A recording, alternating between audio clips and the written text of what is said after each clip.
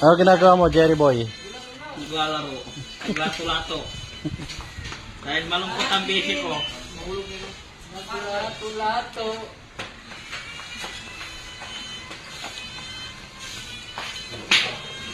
Point-to-point troubleshooting ng harness.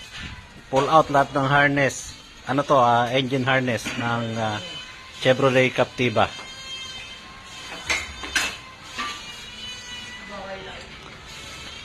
Lupit mo, Jeremy.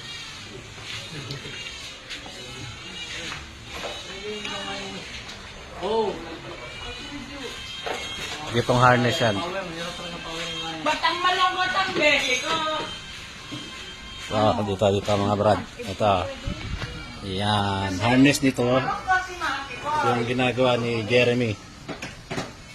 So, bago tayo pumunta muna sa pinaka tinuturo ng scanner. So, more on electrical.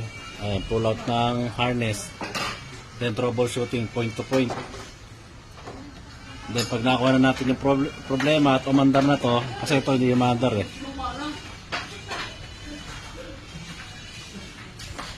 Ayan, gagawin natin. Lilinisin naman yung engine.